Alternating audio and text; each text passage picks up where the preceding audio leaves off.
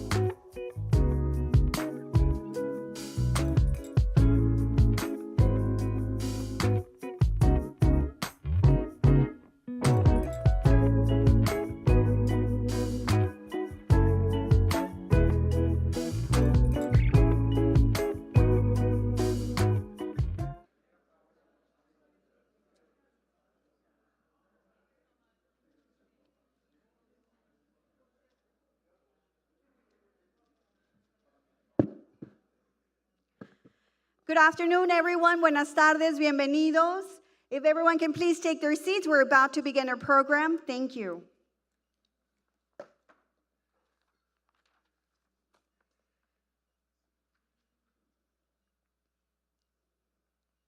Everyone's so quiet. It's Friday, and it's raining, and we have snacks. Really good snacks, healthy ones too. Good afternoon, everyone. Once again, welcome, bienvenidos. My name is Esme Villarreal, and I am the very proud president and CEO for your local chamber, the Brownsville Chamber of Commerce.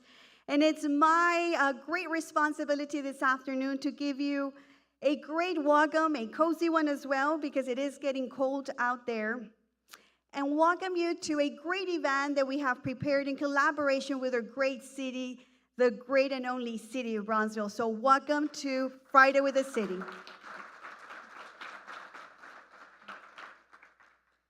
I am truly excited, and my team will hate me because I always go off script, but I do so because I love to speak from the heart. Today is such a great event for all of us as we, the city of Brownsville, welcome the very first female city manager, and that deserves a round of applause.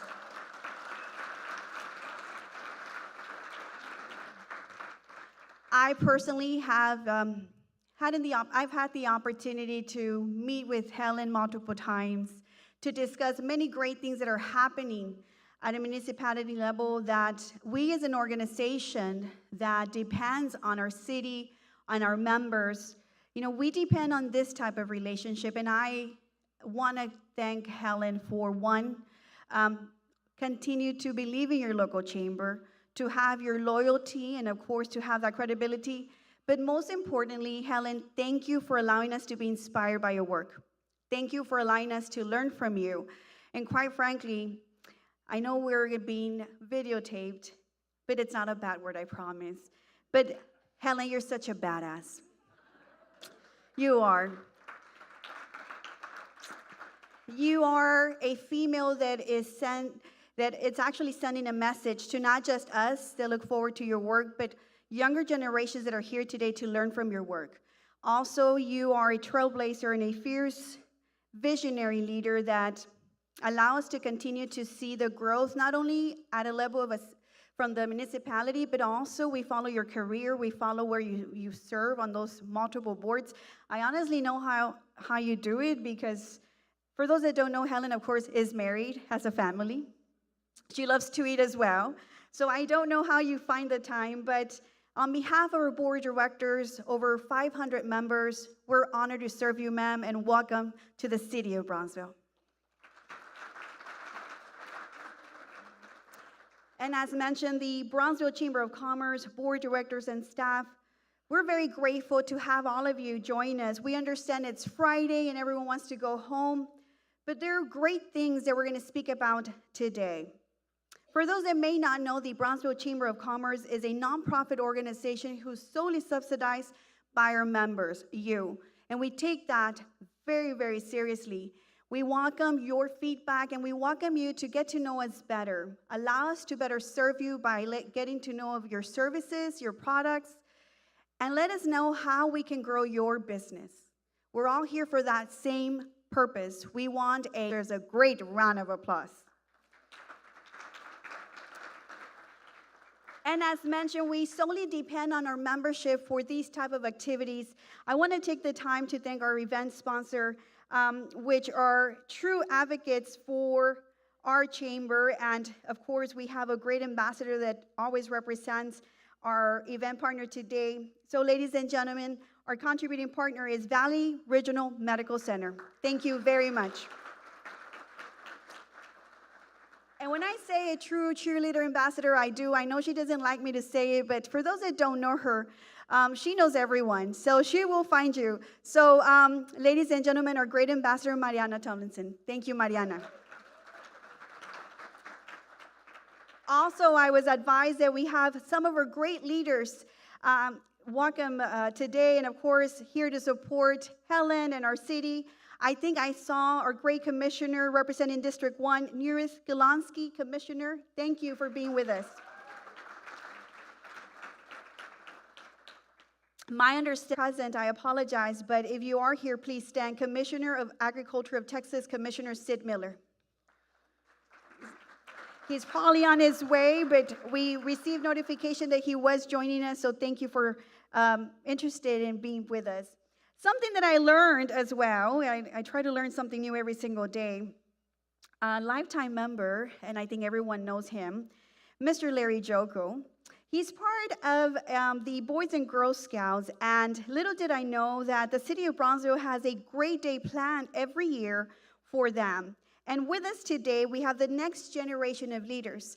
So they actually go through an election process, and they choose their mayor, and they choose their commissioners. So I'm going to go ahead and call on those that are present, and I would like for everyone to help me, of course, welcome them to today's event. It's a learning experience for them. So with us today, we have Christian Flores, which is actually mayor for the Boys and Girls Scouts for Troop 11. Please stand. Thank you. Also with us, we have Commissioner representing District 4, Sofia Arellano from the Girl Scout. Thank you.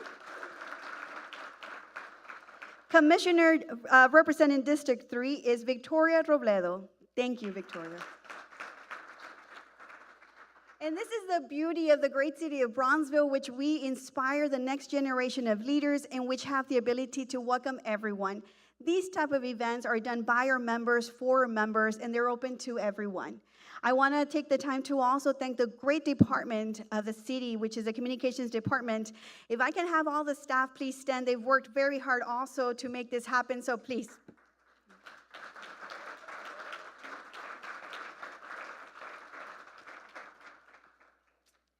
I also want to take the time to acknowledge the esteemed peers and visionary women and men that serve our Chamber of Commerce. They've actually paved the way for our organization.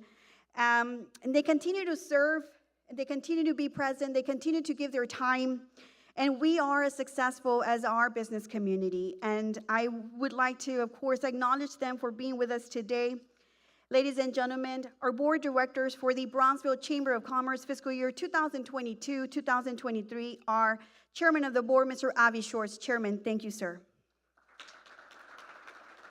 Also with us, we have Treasurer of the Board, Griselda Munoz. We have Board Directors, Dr. Fleshman, Dr. Juan Chavez, Juan Gándara, Mr. Mark Hudson, Cynthia Lizarde Burlett, and Daniel Puente. If everyone could please stand.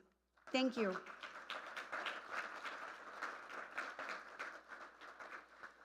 So, are you guys ready for a great program?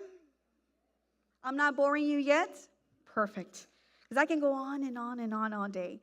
But, ladies and gentlemen, with great honor, I introduce Chairman Avi Shorts, which has the honor of introducing our guest speaker for today.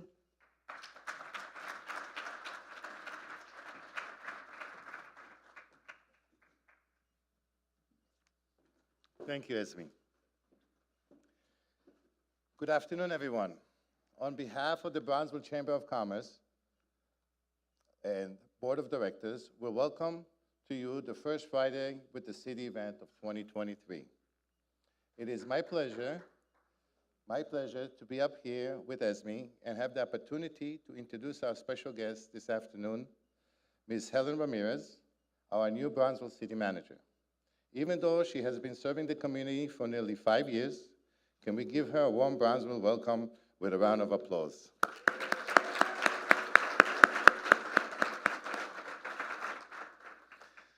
As she embarks on her new role, congratulations, Helen.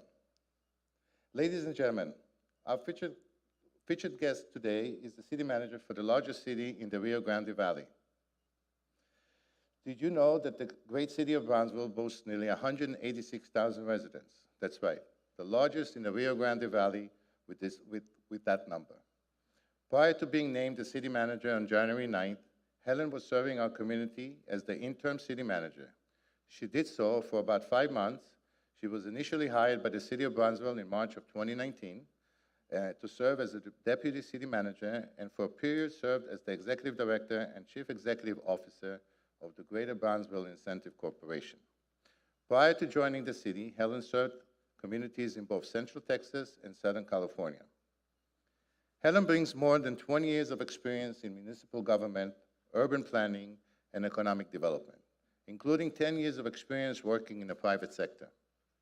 In her service to the city of Brownsville, Helen has been instrumental in accelerating economic growth, downtown redevelopment, overhauling the development codes, preparing the city's first mobility transportation plan, and strengthening the organizational culture of the municipality.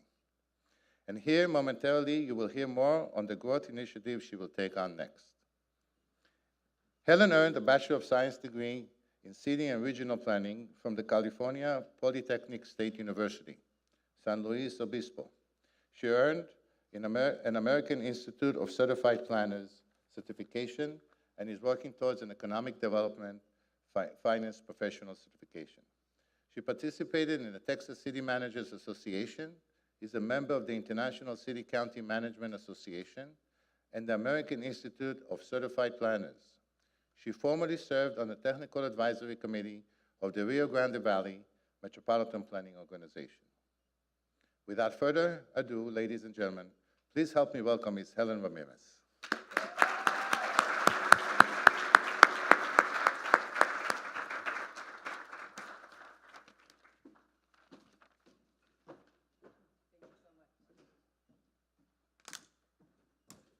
Wow, it's great to be here. Thank you for being here with me today. What can I say, but I do have 3 wonderful children that always remind me of what I do well and what I can do better, right? So they're very excited about Chipotle, opening up very close to my home. A little bit about myself also. First of all, I'd like to thank the Chamber. Esme, a leader in our community, a woman leader in our community.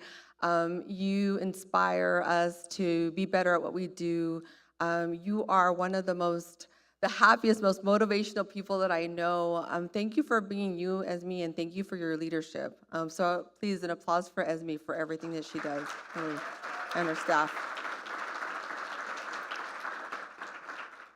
I want to just talk about one of my mentors is my grandmother, Celia. She was born in El Paso, Texas. Even though I'm from California, don't hold it against me. I have a huge history of family from Mexico, Durango, Chihuahua, and El Paso. Every summer I would travel through there, seeing family on my way to Mexico as a first-generation Mexican-American. My father raised 3 girls as a single father. Unfortunately, my mother passed away when I was young, but one of the things that she showed me was service to the community. You're not up here in city government if you do not have purpose. And I serve alongside over 1,200 employees that are very dedicated and talented and serve you every day with purpose, right? I remember coming back from church one morning and, in your Sunday best, she stops the vehicle, sees a homeless man that had been beaten and bleeding behind a fire station, stops the car, gets us all off, and really goes in her broken English and speaks to the firefighter. And we were there until the homeless man was cared for. That was my first really, my first experience with community service that my mother showed me at such a young age. And with that, when we talk about journey and community, I really think of the fact that we all dislike traffic, right? Nobody likes traffic. And when I talk about, I'll take you through a little bit the 15-minute city. The 15-minute city is a city where you can live, work, play, and be educated in a radius that doesn't really require you to spend too much time in traffic, right? That really allows your family to really feel community service. How many of you are born and raised in Brownsville? Okay, and how many of you have moved to Brownsville in the last 3 years? Okay, and what I see is a lot of people moving back home to Brownsville. There's an authenticity about the city, not only because of its culture, but really because of its people. Many people that leave do not realize how good it is until they've left. In me, coming from the outside, I was able to realize how wonderful it is because of myself having lived in different large cities, whether it was Los Angeles or Austin or abroad in Madrid. I lived there for 10 years, really seeing that there was some warmth about going to Dillard's and being this customer service and this love of community that people treat you like a human being here. They look at your eyes, they want to make sure that you're happy and you're doing well. But part of that journey also includes a mobility plan. How are we doing with our transportation patterns? How are we doing with development and how we progress as a city? And technology allows us to understand data. We were one of the least connected cities, but really what you're going to see is a lot of construction going around in the city because the city is building its own BTX5 or broadband connectivity. How many times does our internet go down? Many times, too many times. And what the city did was leverage its federal fund stimulus money, which was ARPA funding, to then in a public-private partnership, leverage another $70 million. We're going to build out this broadband that will be affordable for our residents, depending on your income level. That's the future of the city. And a city is not successful without quality of life and recreation. Our trails, how many CEOs locate very close to their companies? Many, within a mile of their companies.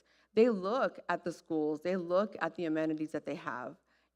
They want to be happy, they want to work, but they also want to live in a community that has many amenities as well. When I think about one city, it says, if you don't try to create the future you want, you must endure the future you get. If all we see is obstacles, then how are we going to get better, right? When are we going to see the opportunities? It's really seeing beyond the obstacles that really get us to the next to what we deserve as a community. And this is not done by one person. This is not just done by government, the mayor, the commission, or government employees. This is because of you. This is the way the community can grow and improve is because of a whole ecosystem of people, nonprofits, educators, companies, visionaries.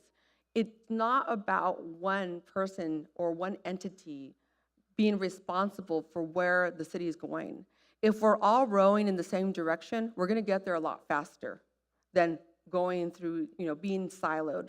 So really, when I think of city management, I think of the developer of a vision, the developer of relationships, right? Strengthening the ones you have and building new ones, so not being complacent.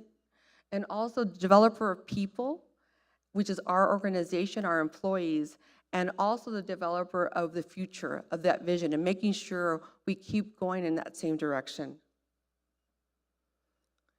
Cities of the future are innovative cities. The world's not going to wait for us. It's going. We can wait and see if it comes our way, or we can ride the wave. And so that's a decision that we all make every day. We're breaking barriers. The main event at our mall, in our Sunrise Mall, we met with him, CBL, last week, or 2 weeks ago, and they said they are making 10% more revenue than they did pre-COVID. So 10%, they are all leased out. Main event, which was bought out by Dave & Buster's, is the largest generation of main events in the nation in the history of the company, here in Brownsville. Not in Austin, which is the biggest one that there is, here in Brownsville. That's you, that's us. Also, you're gonna see Perry's New York Pizzeria and Bar opening up craft beer right in front of that. They also wanna, I have to talk to Nathan because they wanna ensure that local brewers from VCIC also are part of that. But also, Las Ramblas, it being nominated by the James Beard Award. Those are the types of restaurateurs and companies that we're bringing to Brownsville. And I just want to make sure that we support the businesses that we have in Brownsville. 24 new projects in downtown, $18 million in investment is going on now. I always know that you're successful when everybody starts calling you because of the construction noise. Right now, much of what you see is in permitting stage, but we're going to get there with construction. Beautification of our city through murals, through washing and improving our downtown facades. We have eBridge there with the Brownsville Community Improvement Corporation, our CMD building. So revitalizing downtown buildings. The hardest type of revitalization lots of times is downtown. It's hard. You open up a building, you don't even know a wall, you don't even know what you're going to get.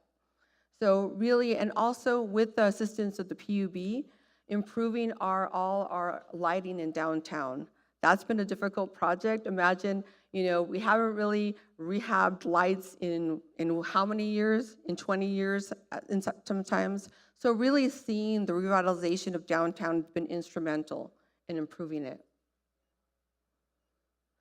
Downtown parking meters. How many of you, half of our meters don't work? We need to get into the 21st century. How do we do that? Oops, man, this thing has its own life.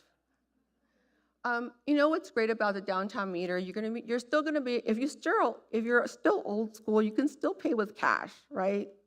If you're coming from Matamoros and that's what you use, you can.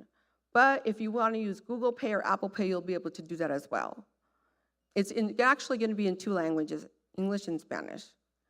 And also, all the revenue that it generates is going to be put back into downtown.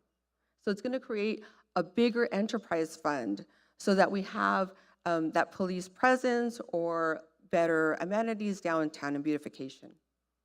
So this will start after Child Days, because we don't want to mess with that. But really, this is something that you're going to see online first quarter of this year. We're excited. When we talk about property tax, we're trending in the right direction. We've actually lowered our tax rate 3 years in a row. Because while we normally can grow more, the state does cap us at 3.5% property tax. Sales tax, I won't go into too much, but other than, we're also trending in the right direction. Much of our revenue, $41 million in revenue, we've trended $5 million over last year's sales tax revenue. Now, sales tax is great. It's usually used for one-time projects. So property tax is what we use to pay much of our personnel. But sales tax, if we want to accelerate technology or want to accelerate some of our big, heavy equipment or accelerate some of our road projects, this is what the city uses to do that. This is a lot of numbers, but what I would direct you to 2021, 2022. So in 2021, there was $212 million of investment. That was doubled by 2022 at $425 million. Look at the housing, our planning department. If any staff is there, kudos to you, because residential lots went from 654 to 2,337 lots. We're seeing some of our newer master planned developments, such as the Madeira development, will have 3,000 homes. Not all single-family detached. There'll be row houses, condominiums, apartments. So that really mix of housing types is something. There's something for everybody, right? So those are very strong numbers. So when we're asked, how are you trending in Brownsville? We're trending up. We're trending in the right direction. SpaceX, I guess we can't. One thing I want to be clear, you always hear SpaceX, Boca Chica, SpaceX, but SpaceX is in the city of Brownsville. It's in our city limits. They occupy over 100,000 square feet at our Brownsville South Padre Island Airport. They actually invested in a 45,000 square foot warehouse that was pretty much falling apart, over $1 million, and they do avionics there. So really supporting, they have about 1,700 employees, of which 71% are Brownsville, Cameron County. So they are a great local employer. They employ about 6,000 people within the region. And, I always say that there's going to be a before and after the launch. They have what they call the wet dress, which was successful on Monday. They were fully stacked, the booster and the Starship. But I think what's unique about Starship is that, and kudos to Texas Southmost College and UTRGV, but they work very closely with SpaceX, providing workforce training. 98% of that Starship is built with our workforce. And so I'm very proud of the Greater Brownsville Incentives Corporation, because they're a big part and a big player of the success of workforce development for many companies, not just SpaceX, the companies like Rich Products that are already here, or Keppel Amphils, or other companies, Steel Coast, Creative Coatings, that they're here are represented. So that partnership and collaboration is very important with respect to our economic development corporations. I know that lots of times we think of potholes and road improvements and the need for that. So I don't know if you know, but prior to 2021, we didn't have a capital improvement plan. That's very typical. We had it for the airport, but not for our city roads. So lots of the deferred maintenance that you see, it's deferred maintenance. We have $86 million of road deferred maintenance, over $100 million of drainage. But we're chipping away at it little by little. You can't really see it on the right, but we're going to launch in the coming months is that you're going to be able to go to the dashboard at brownsvilletx.gov, and you're going to see the streets that we've improved. I remember talking to someone, she said, Helen, I didn't tell her who I was, and she said, I've lived here 20 years, and I finally, my street has been resurfaced. She was so excited about telling me that her street and her community was being revitalized. So really watch out for that tool, because that's part of our transparency to you about what we're doing with our capital improvement plan. And so while that $10 million budget is not large, right? You can see a little bit about how we distribute that in the city. Technology is also important because when we talk about not wanting congestion, well, the technology part with our smart, signalization and meters, that helps us get better in technology. BTX Mobility Plan, we're one of the few cities in the United States that's really looking at many modes of transportation. We have rail, we have the Maritime Port of Brownsville, largest publicly owned port in the nation. We have bike, ped, road, and we have space here. The point-to-point travel, at some point, they're going to be looking at going to Europe or Asia in less than an hour. And I know sometimes you're thinking, well, that's pie in the sky, Helen. Well, it's really not. As long as we come back and we're safe, I'll get on that starship. But really, many of the milestones that you see is the ribbon cutting for the West Rail Trail. Now we're going to be inviting the public to do part of the amenities plan. What kind of amenities do you want along the trail? You tell us what you want, right? So you're going to be seeing some of the outreach with our multimodal director, Joel Garza, that's here, and really understanding what our community wants, right? Also the Southmost Nature Trail, Phase 2, or just really linking residential with our schools, being smart on how we link that trail system. B Metro has Sunday service, bus shelters. It's some of those things that we are looking at transit long term. I remember when B Metro told me, Helen, I'm like, how are we doing with Sunday service? Okay, we have 200 people. Now we're up to 1,000 on Sundays that really take our bus. So really having transportation for all types of socioeconomic levels is very important. But many of our kids take the buses to school. Acelo Solutions, every city always talks about how can you improve the permitting process.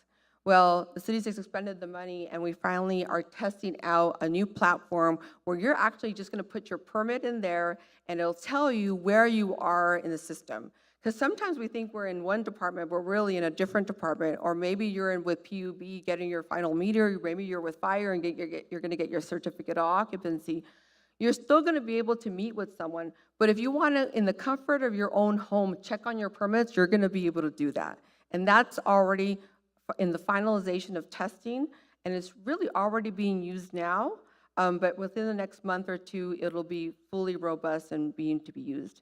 This not only includes fire, but it includes your water, wastewater, electrical with PUB, and also health department. So it's very robust in the way it's going to be able to give you transparent information about where you are in your process. And a strong, sustainable city is one that really looks at different types of revenue. We can't just rely on property tax. We actually should be looking at continuing to lower that. How do we lower it? By leveraging some of the programs. There's a picture of the landfill there. I love our landfill. Our landfill gives us $15 million in revenue. We picked up a $1 million contract from Harlingen. Every time it gets inspected, there are no dings or conditions or anything. We have a great staff that manages our landfill, so I'm very proud of that department. BTX Fiber, it'll eventually become, because we'll be selling broadband, when we did the survey pre-COVID, we were ahead of the game. Many cities now survey the residents after COVID because of the need. We actually knew, and the Mayor Mendez really knew that we needed that in 2019. So we were surveying many of our schools, our educational partners, our companies, everybody in the city. Even Los Fresnos and Rancho Viejo asked us to survey them, and we did. So they're going to be some of our future customers at BTX Fiber. The developer relationships, that's you all. It just goes back to while a city manager reports to the mayor and the city commission on their policies and their strategic vision, this is not done by one person or 7 people. It is successful because of you all. Many of you see yourselves represented in one of those circles. And like I said, we can accelerate and row in the same direction and get there faster. What we talk about in Brownsville is fixing the gaps in our foundation, because we do have some. We're catching up, but we're also accelerating at the same time. The developer of people. In the city, it's very important. Leadership is important. I know that many companies are looking at that now, retaining employees. And what we do is really look at our employee leadership conference. We had over 500 employees participate in our employee leadership. It was a top-down approach, guys. It was something that many of our panels were employees.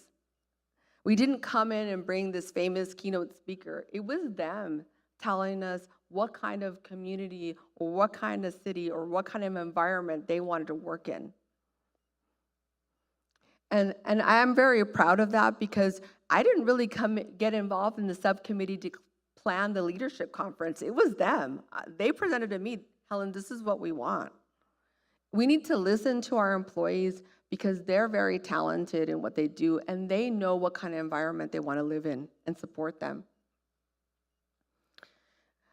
We are lucky because, you'll hear all around the country that collective bargaining agreements with police and fire, they're difficult to approve. As interim city manager, we approved 2 collective bargaining agreements for police and fire.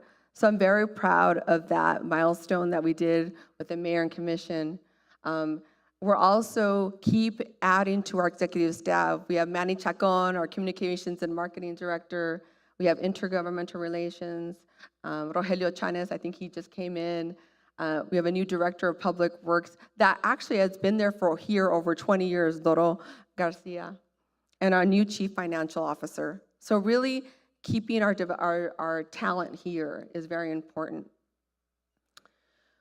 As a city, we also look at service levels. How can we improve the service to our community? So we're assessing each department, 4 departments at a time, and creating a new enterprise project management office for accurate and timely projects and project assessment. The city departments, over 20 that we have over 300 work items. And our work items are not the day-to-day stuff. They're the plus, the what will get us to the next level. And so I'm very excited that we're gonna work on a platform that you can see where we are with our projects on a quarterly basis, but really have a dashboard that makes it very easy for you to see where your taxpayer dollars are going, right? The developer of future. I'm almost done, but really the 15-minute city where we can proudly live, work, play, and be educated. Our kids deserve, our future generations, this is our legacy. This is what we're gonna build for future generations. I think about that a lot. Those buildings that we build and we prove, they're gonna be here 40, 50 years. They're not here just for tomorrow. So really think about that. The housing types, the affordable housing, looking at a mix of housing types, creating a housing department. While we're proud that we have our property tax values have grown by $1 billion, we do have to look at our West Rail Trail, our cannery, our zoo master plan, the fact that they're gonna put a cool zip line. We have 650,000 people that visit our zoo and our Midi Cultural District every year. How cool is that? And lastly, VTX fiber, we have a different type of approach to broadband. That's gonna be 600 miles of fiber connectivity in rings and circles, and we're starting with downtown. The growth of our entrepreneurs at eBridge and with BCIC and UTRGV. Our intelligent transportation systems, our international destination, the value add that we have in Matamoros, the fact that we get along so well with our sister city, and that you as a pedestrian can walk to Matamoros or vice versa, or the fact that you have industrial parks in Matamoros or Brownsville. There are companies, whether it's restaurants, retail, or industrial on both sides of the border now, and they're both thriving. Leveraging the presence of SpaceX. It's not enough to have one major innovative company. What do we do with that? How do we leverage it? How do we bring their vendors here? Our airport airline recruitment. And I know everybody wants a concessionaire and a restaurant. We're building it out, and we're actually on launching an RFP for that, for the restaurant there. And also the creation of new career paths. You know, many times we see the brain drain, right? We invite them, our students, to come back and to stay here.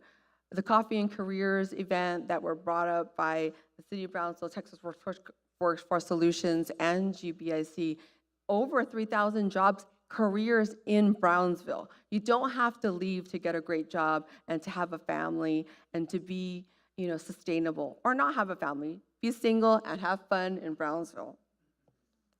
So I ask that you join me, the mayor, the city commission, all our employees, our dedicated employees, to continue to create our legacy, one that we deserve and envision together as one cities, todos juntos. Gracias.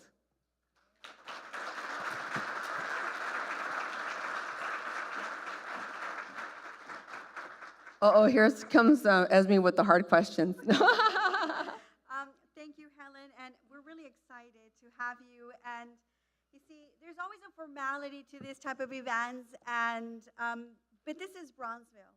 This is us, the ability to have this type of conversations, have a casual conversation, and that our city manager takes the time to talk to our people.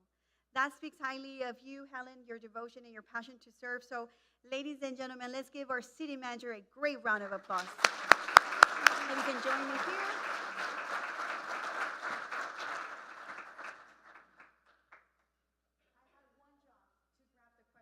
I forgot the questions, but I pretend you didn't see that, and I'll grab the questions. Let's see. Right here.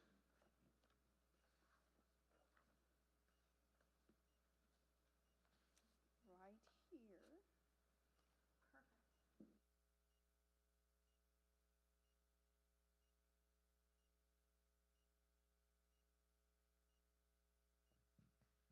So, Helen, you know, as known, for those that receive and are subscribed to the Bronzeville Chamber of Commerce, we have the obligation to be the voice of our business community. With that said, we've developed a set of questions, and we will have a Q&A. I welcome everyone, of course, to respectfully address our city manager as you think of any questions that are in alignment with the growth of your business and, of course, the growth of our city. So, Helen, as I go through this, we have water just in case, because it's a long set of lists. I'm just joking, it's not many. I'm just trying to... Remember, Esme, it's Friday. I know it's Friday, everyone wants to leave. So I told my team, grab some good snacks so no one leaves right before the program ends. But you talked about the one city approach. Elaborate more on what that means to you as a city manager and how you believe it will benefit the city of Brownsville. Thank you, Esme. It's a unified approach. We're a young population. I'm very proud when I say our average age is 29. Our youth is very smart. I think we underestimate our kids lots of times. But what I would say is that it's about, when I talked about rowing and going in the same direction, you know, it's all of us. You being here already demonstrates to us, to one another, that you want prosperity in Brownsville. But actions also speak louder than words. I can tell you I really want this, but what am I doing about it? And so what I challenge you to do is challenge, you know, if I could change anything in the city, sometimes I would change the mindset, right? The fear of taking risks, the fear of failure, the fear of being stereotyped. It's so important that we combat that fear. Now, fear is it's a natural thing, right? But I'm saying, how do we get beyond that and really make the city better? And, you know, I challenge you to get to know one another in this room, right? We always tend to sit with our friends, but one city means you take this opportunity to get to know one another. You have like-minded people in this room. So I challenge you to continue to reach out. If you have an idea, share it. If you have a way that I can do better or we can do better as a city, share it. You know, because any city manager that says we got it all figured out is not not the right one. We can always do better. We can always challenge each other. And I challenge myself. My staff challenges us. We challenge one another. How do we keep making this city better together? That's one city. Well, you said 29. I'm a little over 29, more like 40 plus. But, I do feel that you mentioned something very important. I personally always ask my team to challenge me. And I feel that all of us here have an obligation to challenge, of course, or respectfully, that is, right? Our city management, our elected officials, they are our voice. So I echo your message, and I ask everyone to do so, to do that respectfully, and to bring ideas, not just the problem, but ideas that could help us actually create a better future for all of us together. Helen, there's been so much conversation about downtown Bronzeville, the revitalization of downtown, the great things happening with our friends at BCIC through the E-Bridge, which they're here today, and of course the partnerships with UT RGB and so many other community partners. We see the growth in the restaurants, and we see the growth in having our own police department downtown. So everyone, of course, feel safe. But as known, we sent our membership questions, and we received a question. This was submitted by Keith Hughes, managing partner from Royston Racer, Bickering Williams, attorney, and it states, the city has invested in attractive brick paver sidewalks and renovation projects in the downtown district. There are some areas of that still require some beautification enhancements and maintenance. Can the city ensure that these restored areas are being maintained with attention such as power washing the sidewalks, ensuring trash is picked up along the downtown streets, and maintenance of that nature, perhaps at least once a month? And of course, he suggested maybe on a Monday it's a little slow after 7:30 p.m. Would you be able to, of course, elaborate more on this? Sure. We definitely, that's a service and that's a need that we have identified. We have a lot, we're about 145 square miles. The city's 60% built out. A lot of our density is more in the downtown. But there is a lot of need, right? And, while we're trending good with sales tax, it really outpaces our property tax, and we have to use that for recurring funding, which is normally employees, right, personnel. With that said, one of the ways that cities what need to do is how do I make more revenue without, capping it out, like being too much, right? What's too much? And so when we did the parking station meters on the presentation, all of the revenue, we're not going to put it in another location. That revenue is going back to downtown. So while your parking meter will be, instead of 50 cents an hour, will be $1 an hour, that revenue goes back to more police presence. It'll be a dedicated maintenance crew to downtown, to their equipment. So really, you're going to see that we're actually already starting to hire. I love the question because we're actually going to start hiring a new crew that is dedicated to downtown. So hopefully, we'll be able to, in a couple of months, really see that change. And also, when Market Square, it's this beautiful area that we really take really good care of. But, we understand we need a dedicated crew there because right now it's still through a rotation. So I think having the resources and the revenue and saying that we're going to not only have more revenue, but also put it where it belongs, which is downtown. Thank you. Now, as you mentioned as well in your presentation, there's definitely great opportunities. We've seen great strides in economic development across the city, including areas like the historic downtown district and at, the actual airport as well. How do you plan to leverage the current industrial growth? We're very heavy residential. 72% of our land use is residential. And while that's a good thing and it could be a bad thing, right? It's better you have a balance of land uses. Commercial industrial growth do pay more in property tax, and it's more industrial park that's being developed, and you have new companies opening up there. That's really important. The Port of Brownsville, SpaceX is present there. I don't know if you knew, but we have 60 tenants at our airport. 60 big is to how can they grow, right? How are they doing? Checking in on them, making sure that we retain our companies and that if they can grow. We're going to have hopefully a great announcement next month about an existing company greatly expanding. But we have existing companies that are doing really well, making sure we check on them, we take care of them, and also our small and mid-sized business. Sometimes we get really excited about the catch, right? The big catch, catching big fish, right? Or the unicorn. But really, what about the bread and butter, right? What about the companies that are already here? How are they doing? And whether they're small, mid, or large, treating them all the same, giving them the customer service that they deserve is very important. And actually making them participatory part and saying that, thank you for investing in Brownsville. We appreciate you. It's that customer service that we really need.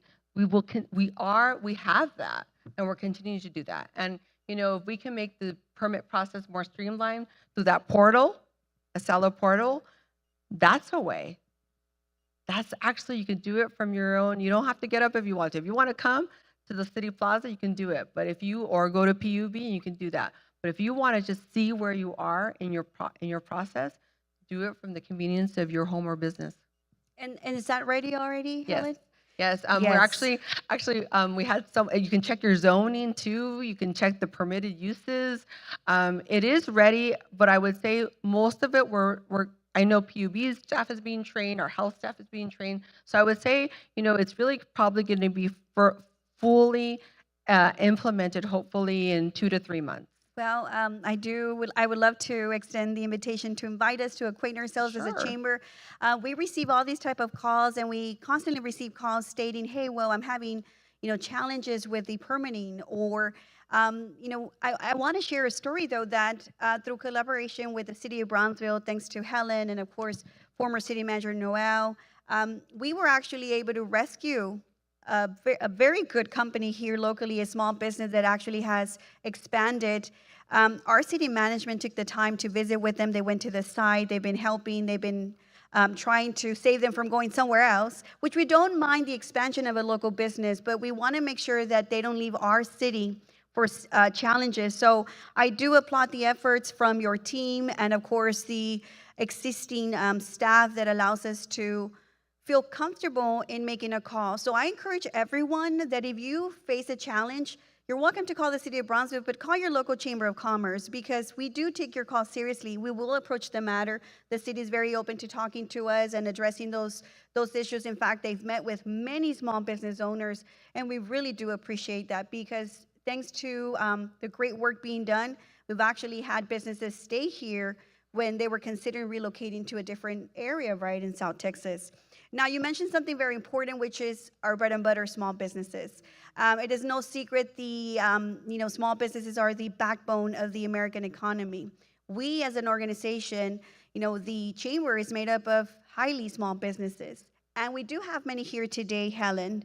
In fact, we have many local small-owned businesses here, and we continue to see more and more coming to the area, and we see a lot of activity also in downtown as well. Would you be able to talk about some of them that are here today and really explain to all of us what plans do you have for continuing to support the development of small businesses, independent businesses in the city? So I think like everything, small businesses, I really love going to, first of all, going to those businesses, right? Making sure that we talk about our wonderful businesses that we have. Sometimes what I find is people that live in North Brownsville really don't go to downtown or didn't really visit those businesses, right? Sometimes I'm shocked as to some people talk about what downtown was 10, 15, 16 years ago. I'm like, well, that was 5, 10, 15. We've evolved since then. But sometimes it's those mentality, right? The stereotypes of the past. So what I do is, I would advocate for going to downtown, checking out, my daughter, we were in Austin and she went to Barnes & Noble and she said, "Mom, when are you going to get a bookstore?" Right? And then lo and behold, a month later, we have Bull. It's an independent bookstore here on Washington Street in downtown Brownsville, And what's great about it is because it's a mom and pop. going back to the authenticity of the restaurants that were opening in downtown. How many cities have you been to? It's like being in a mall. It's like, how many cities have you been to? The downtown has the same stores in every downtown. That's not happening in Brownsville. You can get cool fish tacos. You can go to a Spanish tapas bar, Boquerón. You can try and, just any new service downtown. There's things opening down. So what I challenge you to do is go, take a walk, go explore, go to Morning Glory, have some brunch, but, maybe you go to the mall and then go to, to different stores. What I found from when talking to the mall is that they realized that they had an uptick of customers during COVID. What would happen is that we would have 80% leakage, which means that people would leave Brownsville to shop. What COVID did for us, good, bad, or indifferent, was that people shop local. We had a curfew at the worst time, unfortunately, as a city. Many cities did. Many cities got to know what they had in their own backyard. And what the good thing about this community and our families is that they've continued to shop there in their own backyard. So I want to continue that. I know the chamber is a big part of that advocacy, but even as a city, whether it's our economic development corporations, but also you all, right? The fact that you choose a local vendor, right, to buy books at versus online. So I think our advocacy is there, and also the marketing of it, marketing our business. We talk about to CMD, communications marketing, about marketing our own businesses to our own residents. It's not about marketing to the region or McAllen. It's about marketing to our own community, because lots of times they don't know. We get caught up in our own life and bubble. We need to explore and really invite everybody to explore different parts of the community. Thank you, Helen. And you are right. We are actually responsible of showcasing our small businesses and, sharing them on social media, visiting them, most importantly, showcasing the products that they sell. We see that many times we take our small businesses for granted. And during the pandemic, as a chamber, we partner with the City of Brownsville, with UTRGB, BCIC, GBIC, SBA, and we truly learned the need of a small business. What we thought that they needed was definitely very different than. We have taken this different approach in really changing our program of work to highlighting what the businesses need versus what we think. So it is an open invitation to all businesses to approach us and let us know what you're looking for. We do work very closely with the city. We have the ability that we can partner with BCIC, GBIC, UTRGB, SBA, quite frankly, with anyone. So we at the chamber, we're builders, we're connectors, and our role is to grow your business and make sure that you never close your doors. So with that said, I would like to take the time now to open the Q&A session, and we welcome your questions. We have 2 staff members that have microphones ready. If anyone is interested in approaching our city manager, I ask that you please stand. Of course, state your name and company as well. We have someone over here, Astrid. I don't know who's on this side. Hania, thank you.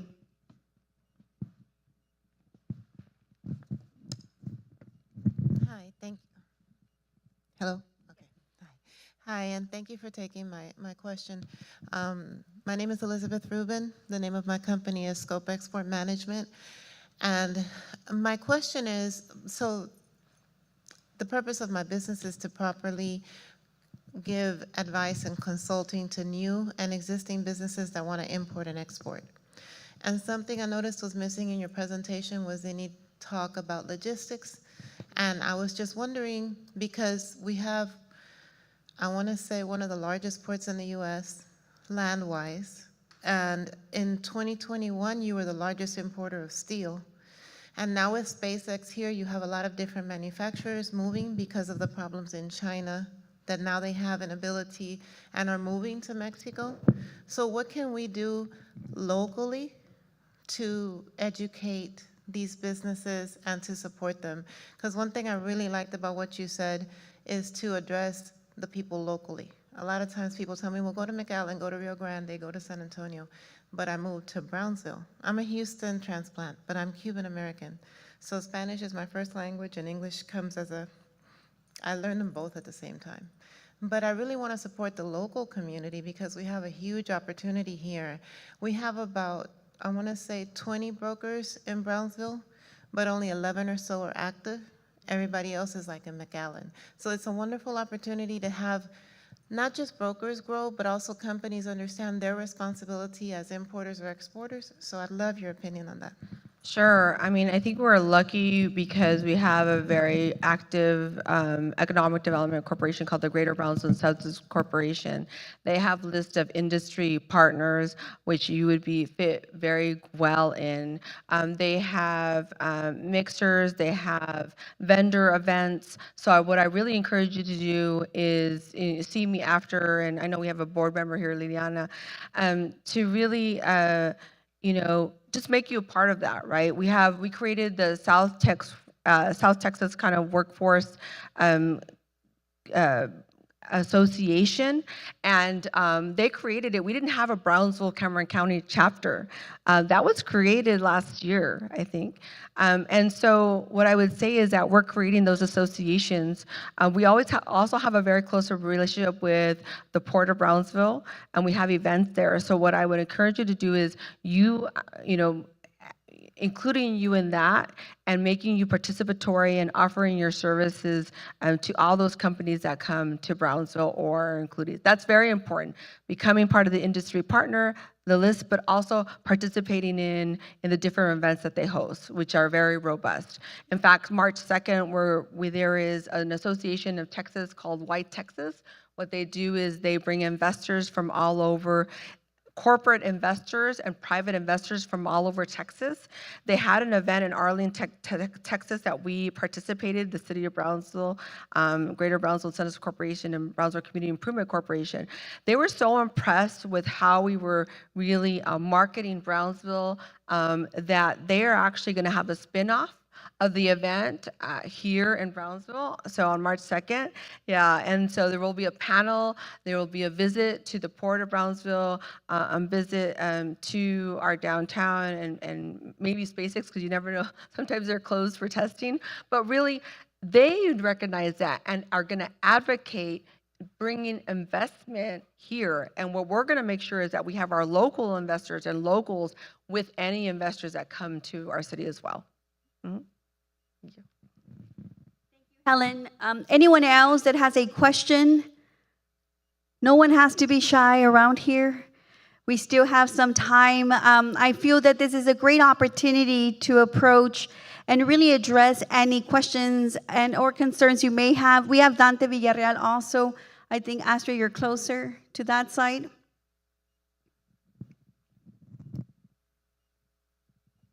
Thank you. Good afternoon. Dante Villarreal. I have a consulting business called Core Team Solutions that's focused on expanding and growing middle market businesses. I'm new to the area, been here 6 months. But one of the questions I have is how do we empower our everyday average citizen to be able to tell the story of Brownsville? As I'm, being new to the area, as I'm connecting with many of the stakeholders here, I'm extremely impressed with the resources that we have here and the activity that's happening, a lot of which you shared today. But when I talk to my neighbors, when I talk to the average person, that's not the story they're sharing. And I think it would be very powerful if we can tell our story better as a community and buy into it a little more. I think that's an opportunity for us to look into. What are your thoughts on? Yeah, that's a great point. When I came here in 2019, the public information officer was like tucked in city secretaries. It didn't really make sense. We didn't really have a communications team, right? What we have now, what brings this event together with our chamber. So when I say that we're catching up with a lot of the marketing that we're doing.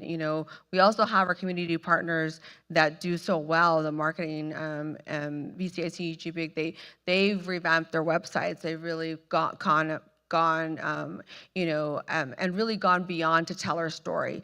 But you're right, a lot of what we all have to do, I think, in this room is tell our story, tell our neighbor our story. We tell it every day. We're going to have to continue to tell it every day to our neighbors.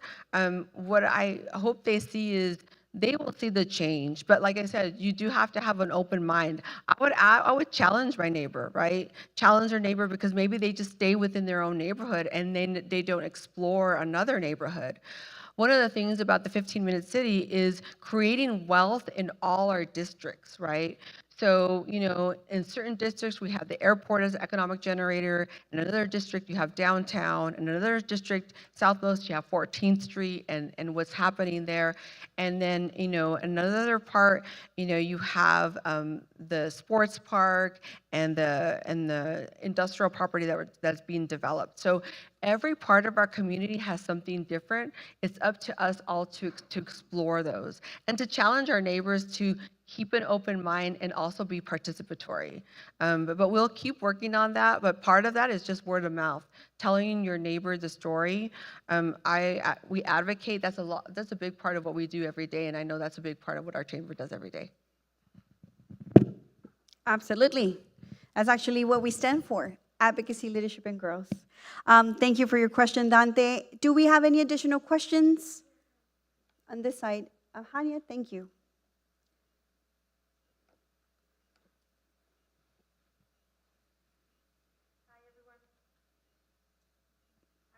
My name is Viri Prado from Zero Energy and Hydro Solutions. And I love everything that you have planned, and I hear our residential areas are growing. So we focus a lot on renewable energy. So that's what our company does. So you mentioned, I love that you mentioned technology advancement. And I want to know what plans you have also to help our environment, because green areas, and probably instead of calling Brownsville Greensville, because we don't have a lot of growing compared with other cities out of the valley. When you see a lot of green trees, plants, what plan do you have to help the environment, and taking in consideration as well the renewable energy, because we work with permits, city permits. You have something on mind about how our companies, we can help the community to improve on technology, at the same time helping the environment in green areas as well. Yeah, great question. One of the things that we're innovating with is, one, our public utilities, Brownsville PUB has a recycle restoration project that will also help our flora, our fauna, and also our drainage, right? So the PUB is working on very large projects of that nature. But also, we are looking at our airport. GBIG funded a microgrid study. And so it's actually conserving energy in a different way. And the airport's actually, it's one of the few airports in the state of Texas that has created that study that will make us eligible for a grant to actually fund the microgrid. So, they saw it as innovative. We were the only study with a feasibility study to do that. So that's going to take us to the next level with regarding grant funding. Photovoltaic, we're looking at that as a way, whether it's in our homes or also a photovoltaic farm as well. But also, I know we have a recycling business here, but also really expanding recycling, right, and making it affordable to all, I think, is very important. Our flora and fauna, bird designation being that designation, so those designations, bike ped designations. So as you go along, we build out our trails. We have a very robust trail system there. So, I think it's a little bit of everything, encouraging that of our business as we build our business parks. I always talk about the next generation industrial park. It's not the one that we see lots of times that were built in the 1980s or 90s. The next generation industrial park is the one that looks at green and clean energy, but also the one that looks at even trails or green space, because those employees are there in different shifts, long time. So why don't they have a certain quality of life within their work environment? So we are looking at the next generation logistical industrial park that includes green energy and clean energy. Thank you. If we don't have any further questions, I don't think I see anyone else. Before we conclude our program, I would like to take the time to once again thank the department that has helped us get this great event going, which is the communications department. Also, we have our special events coordinator, Hania Rovello. Thank you, Hania. And with us also, we have Astrid Rosales, which is known as a mini-me. Thank you, Astrid. And I do want to take a minute before everyone heads home and enjoys their weekend with their family and goes back to their business. This cannot happen alone. This happens because of you, our members. This happens because of those that believe in us, to our sponsors, Valley Regional Medical Center. Thank you from the bottom of our hearts. Also, I want to take the time to thank the great staff that works every single day, every day, and makes your events a great event, a quinceañera, a wedding, a corporate meeting. We have the best of the best working for the city of Bronzeville. So help me thank the great team at the Bronzeville Events Center, which is actually being run by Cynthia Cervantes. Thank you so much.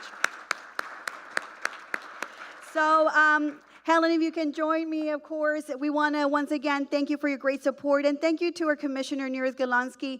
You always take the time to come and support us in all that we do. We really appreciate you, ma'am. Thank you very much. So ladies and gentlemen, let's give a round of applause to the first female city manager, Helen Ramirez. Woo!